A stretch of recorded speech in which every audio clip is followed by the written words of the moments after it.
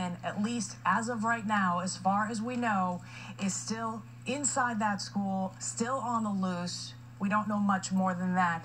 So still a very active situation.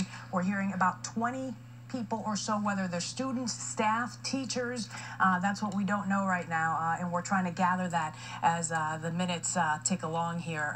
Ben Bradley is going to be joining me here in just a few minutes as we continue to watch what's happening inside that school. Again, this is Broward County, Florida, not too far from Miami, about an hour, not too far from Fort Lauderdale, if you're familiar with that area. It's Parkland, Florida, and the name of the school is Stoneman Douglas High School in Parkland.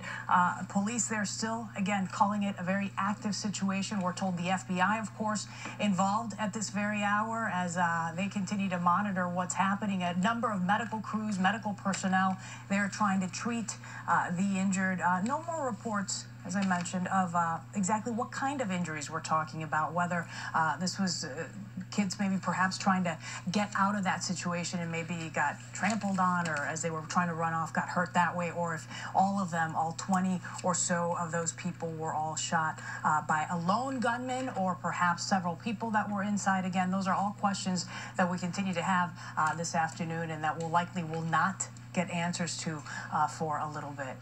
Ben Bradley joining me now here in the WGN studios. We continue to monitor that picture. Yeah, and it's a picture that's all too familiar in recent years. We've seen not only school shootings play out, so but rich white school schools continue to drill. Well, watch them find some brothers. Scenario. One would presume a school this large, we understand, they're gonna find some brothers to throw on the screen. Or so would have had regular, ongoing drills, not like when you and I were in school, when all we drilled for was fires and tornadoes. Nowadays, even my kids' elementary school drills for an active shooter situation, and depending on the situation, that kind of dictates what the formula is for how to react. There's a couple of different scenarios that law enforcement and security experts advise. First and foremost, unlike we already many years ago, when the shooter is of Caucasian the general descent. rule was shelter in place. Nowadays, when we're talking the about advice multiple is, if shootings, you can safely get out, run, get away from that scenario. Only after Columbine did law enforcement begin to kind of rethink the advice that they give, not only to school districts, but also to workplaces in the event that there is an active shooter. And there are a couple new things, new nuggets of information that are coming in that we're being fed from our producers in our newsroom as they're hearing about this. Thing number one is that they're saying that this may have happened in a freshman building, whether it was a classroom or perhaps there's a big auditorium area. We don't know that right now, but it was in a freshman building where this happened this afternoon. And then the second report that I'm getting from our producer Danielle is that the President Trump, has now been made aware of exactly what is going on there in that South Florida school.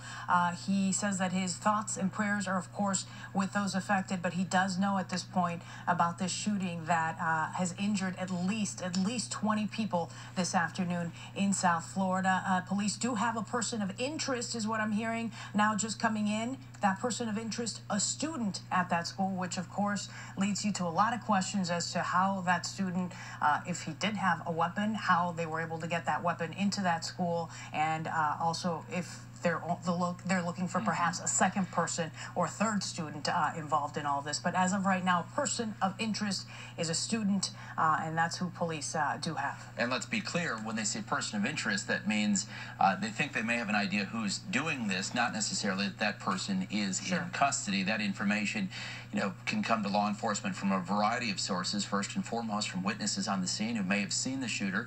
Perhaps there were threats of some sort made on social media. But police, no doubt, are trying to get eyes on the suspect or suspects. They do that in a variety of ways, through SWAT teams, through cameras, through robotic equipment, nowadays even through drones, depending on visibility into classrooms, through windows or courtyards. Lourdes, as you know, a lot of schools down in Florida are very open, much more open campuses. So it's a lot easier to get into those schools, those open campuses, because they are so out in the open there in South Florida, as opposed to perhaps here in areas of Chicago where the schools are more enclosed and it's more difficult to get inside. Our producer also telling us that parents, of course, and this, you can imagine this, that parents are having a very difficult time getting in touch with students because cell service is bad. A lot of students nowadays, of course, have their cell phones with them in the classroom. Sometimes they're told to put those away in lockers, but parents using that in this South Florida school to try to get in touch with some of those students that are inside. Again, a couple of things. This is Stoneman Douglas High School in Parkland, Florida, not too far from Fort Lauderdale, Florida, if you're familiar with that area. About an hour from Miami. It's Broward County. The sheriff there calling it an active shooter situation. We're told the person of interest at this hour is a student, whether that was a freshman student because it happened in a freshman building, or someone a bit older, or someone who perhaps was a former student there.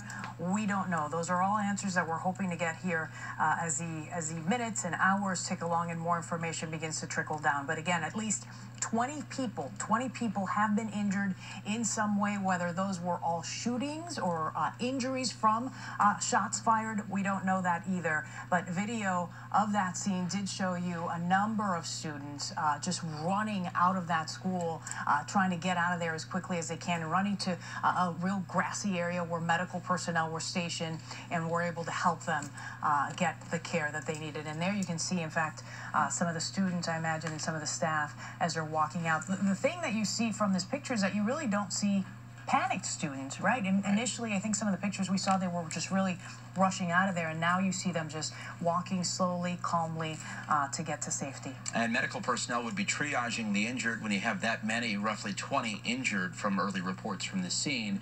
Paramedics, first responders will make very quick decisions about who can be treated at the scene, who needs to be rushed to the hospital. Local hospitals certainly on alert in a mass casualty situation like this, which is the word from law enforcement. Joining us on the phone right now, John O'Malley, a security expert. John, retired law enforcement. Unfortunately, it was just this time yesterday. We talked to you on the phone after a Chicago police commander had been shot here in the city of Chicago. Now we're talking to you about a shooting at a Florida high school. Let's begin with you helping us understand what we've been seeing here over the last several minutes with how students and police would respond to an active shooter, how they clear a building, etc.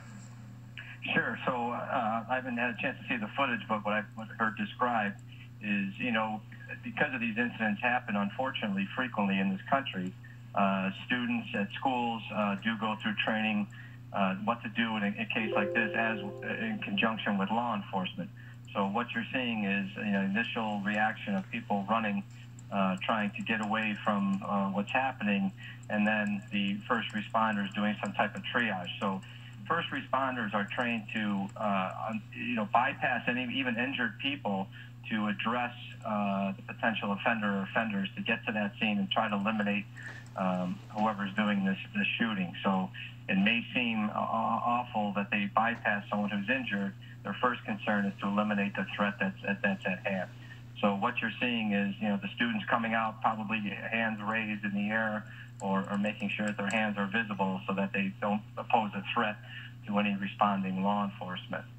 This might be a strange question, but when you hear that the person of interest is a student at that school and that it happened in a freshman building, does this tell you anything as to how police may handle this differently, meaning the fact that it's a student rather than an adult?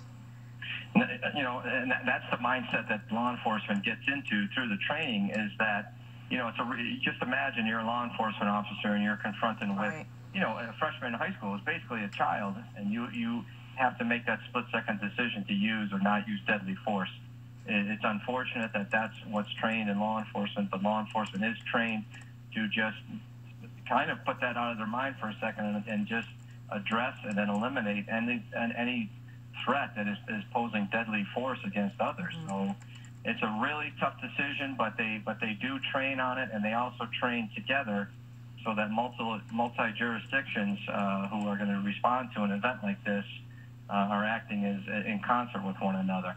And let's talk about how students and staff at schools these days are trained, drilled to respond to this sort of thing. Homeland Security put out a poster that said, quickly determine the most reasonable way to protect your own life. 1, run. 2, hide. 3, fight. Let's run through each of those stages. They say run if you have an escape route or plan in mind. Of course, danger there is that creates quick panic, and you have, in this case, kids running into law enforcement and SWAT that's trying to get in and assess the building, and it's easy to get confused in a situation like that. Absolutely. So part of the training, as you mentioned, the run, hide, fight scenario is your options when there is an active intruder or active shooter is in this situation on what to do.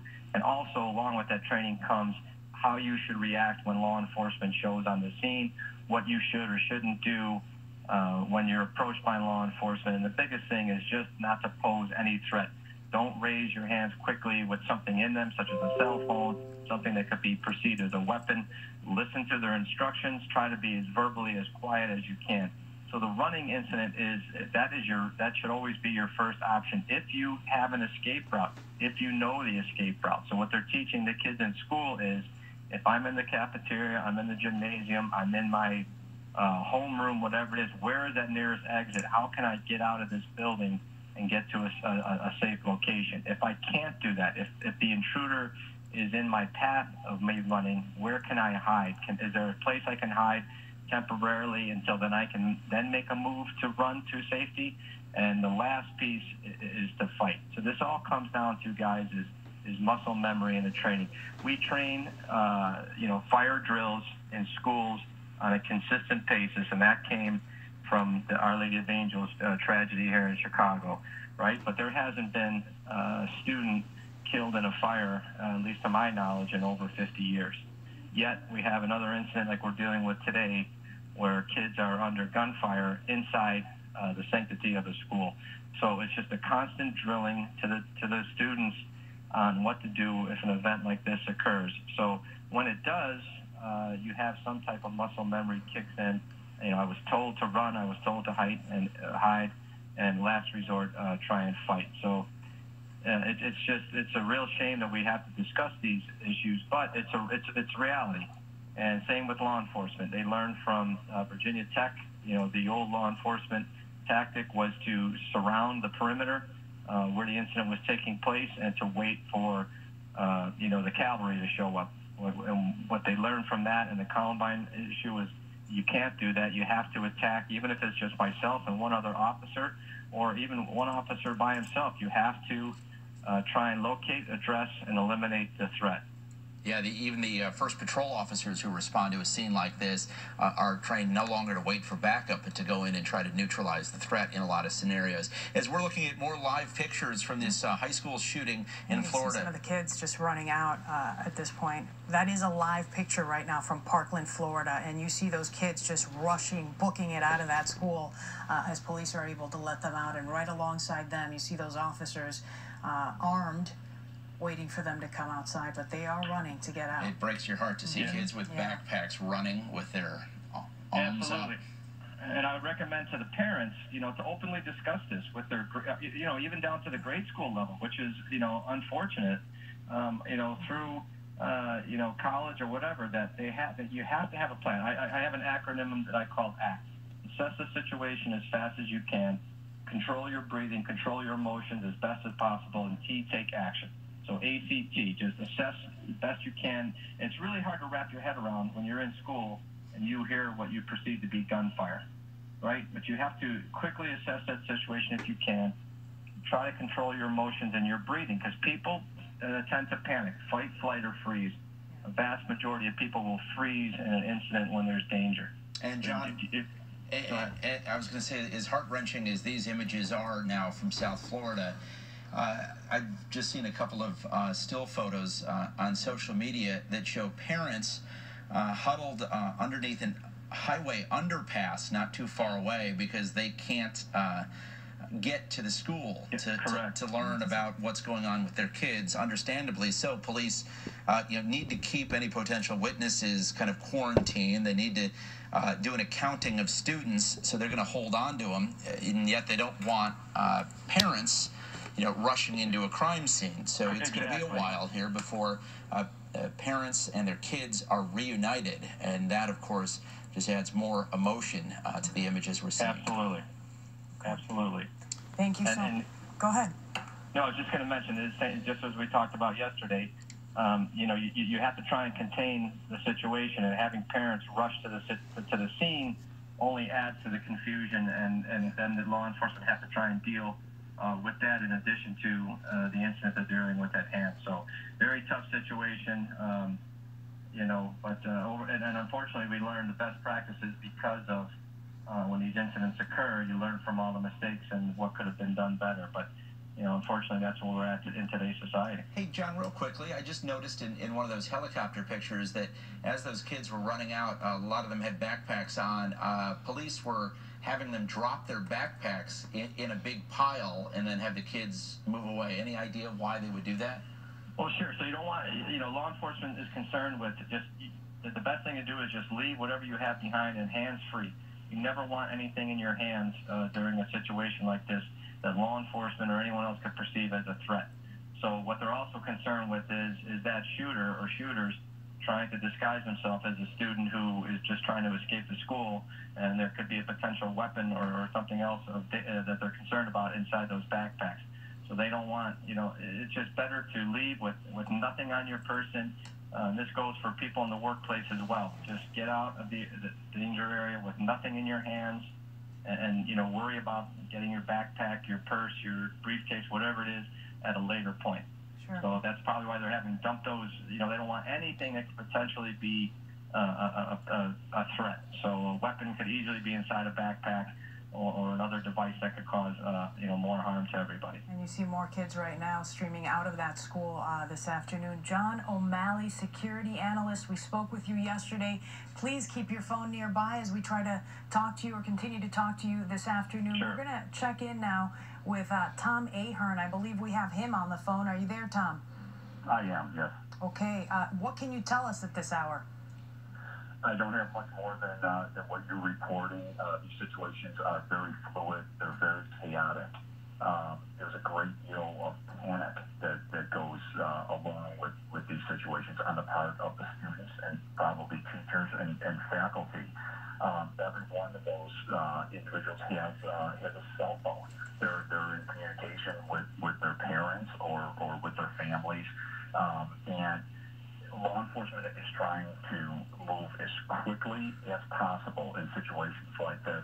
You don't want to wait. You want to eliminate that threat to prevent any further injury or death. But you have to do it in a methodical way. You can't rush in, and where police officers, law enforcement officers are going to be putting themselves in the line of fire. But at the same time, you can't delay. These situations are happening in schools far too often, as we see. And information is out there as far as how to respond in an active shooter situation like this. But until you're faced with it, you think that you know what you're going to do, but when you're faced with that, you need to keep your head together, and if you can get out of that situation and run and flee from the school and get out, that's the best thing that you could possibly do. If you can't, if that shooter is still active and moving around that school, you need to barricade yourself down in a room. If you can, lock the door, barricade that door, and stay as quiet and still as you possibly can, so that the shooter may, if he's moving around, may not realize that there are people behind that door or in the classroom, and keep moving on. And until he's brought to law enforcement, confronts him, that's what those remaining students and faculty need to do in the school. Stay with us for a second, Tom, because we're getting some new information. The Cubs confirming that Anthony Rizzo was a student at Marjorie Stoneman Douglas High School in Parkland, Florida. That was his high school growing up. So that just coming in. Also, again, just to update people on what's going on. This was a shooting that happened this afternoon inside that school in Parkland, Florida, not too far from Fort Lauderdale. This is Broward County. At least 20 people have been injured in some way. Not sure if all of them are injuries due to that shooting, or as the kids, if they were streaming out, they got hurt that way. But that's what police are saying at this point. The shooter, or the person of interest, as police are calling it, they're saying it was a student at that school. That is the person of interest that they have right now. And Tom, let's talk a little bit about how schools have, in many ways, tried to fortify themselves, against a shooter or somebody intent on doing harm from coming into the building by locking doors and using buzzers and cameras and making people check in at the office. But boy, is it hard to protect against somebody who has a right to be there, a student. That's absolutely correct. And at this point, law enforcement doesn't know exactly who that shooter is. So whether it is someone from a student or someone that had access to that school, they don't know that yet. Right now, their focus is on getting whatever injured kids or individuals out of that school, getting them out of harm's way, and eliminating the threat. Those are the two top priorities for the first responders, for law enforcement right now. And kids that weren't able to leave, that were seen running from the school, they'll be interviewed by law enforcement right away. What did you see? What did you hear? What did the gunshots sound like? Were they in rapid succession, or were they spread apart, one shot at a time? That gives law enforcement some idea of possibly what they're up against, if it's automatic fire or semi-automatic fire. Whether they saw if they saw the shooter or a glimpse of the shooter, what he may have been wearing, was he alone? Just what kind of gun? What did the gun look like? Was it in his hand, or was it a long gun like a rifle? Right. That's all information that they're going to have to glean from these kids that were able to get out of there to see. Tom, we're going to stop you 1 second and go to a live interview right now happening with somebody there at the scene. I graduated. I came back to visit one of my teachers. So you were just in the worst possible place at the worst possible time. Well, I'm glad you got out, baby. And so you knew this was not a drill, and what happened around you? Describe to me the students. Kids were freaking out. Some kids froze. Some kids were on their phones. A lot of were on their phones just trying to Snapchat everything because they thought it was a joke and it wasn't. There's kids freaking out, students freaking out, teachers. It sucked. So. The worst chaotic scene I can imagine that you've ever seen. Yeah. And so did you hear the noises as well? What did you hear? It was the same as you described. We had a fire drill this morning, and then at the end of the class, it was around 2:35. We had another drill where we had the fire alarm, and as we were getting ready to evacuate, somebody said that teachers and students had to evacuate, and I guess that's when I knew something serious was happening. I know there was a fire or something else. After that, we got outside, and we heard the pops. So again, you can kind of make out some of those witness interviews. The sound not too great there, but you heard from some of the students as they were streaming out and what they think may have happened. We're also getting reports at this hour from the Miami Herald, the South Florida newspaper there. 1 person dead, at least so far. 20, as we had heard earlier, were injured in some way from this shooting that happened in Parkland, Florida, at Stoneman Douglas High School in Parkland, Florida. And let's take just a brief break from coverage of this school shooting in Florida now to update you on another major story happening right now here.